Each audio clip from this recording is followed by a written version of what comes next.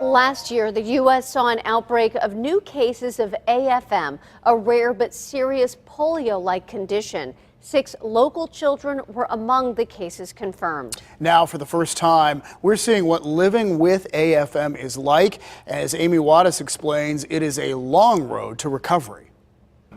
1, 2, good. Instead of playing sports like a lot of 6-year-old boys, Very nice. Bryson Ackerman is going to weekly therapy sessions, trying to get his life back. Can you get that foot on green? Let's try to reach up for that card. Try to look as you're reaching. Nice job.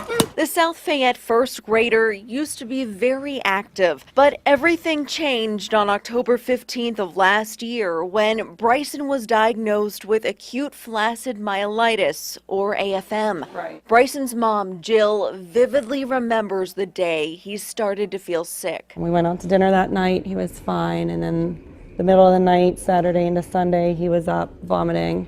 Just once that night. The following day, he just laid around on the couch all day. He didn't really want to do anything. AFM hit Bryson hard.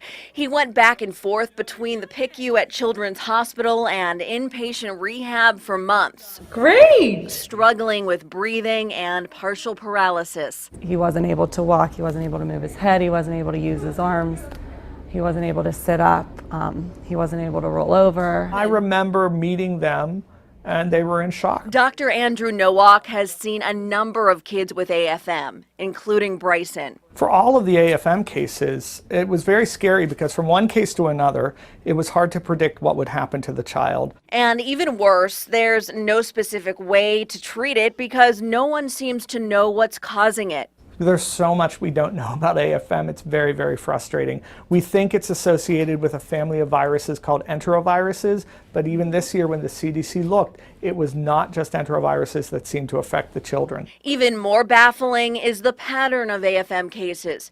It's popped up in waves over the last 5 years, last year being the worst, with more than 200 confirmed cases in 40 states. Here you go, right back over. Take your time. That's it. Be careful. A little bit higher. Good. Step down. Bryson finally came home a few weeks ago, but the work is not over.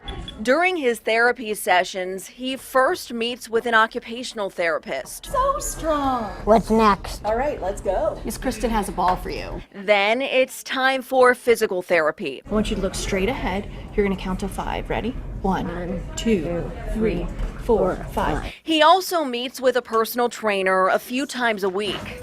And after being on a feeding tube for an extended period of time, Bryson's also learning how to eat again. He lost 15 pounds, a lot for a 6-year-old boy, but he's already gained most of that back. What Bryson says he's missed the most throughout this journey? I miss being on the higher hoops. On the higher basketball hoops. His mom hopes he'll get back there someday, but she knows he still has a long way to go. All they really tell us is it's going to be a marathon, not a sprint.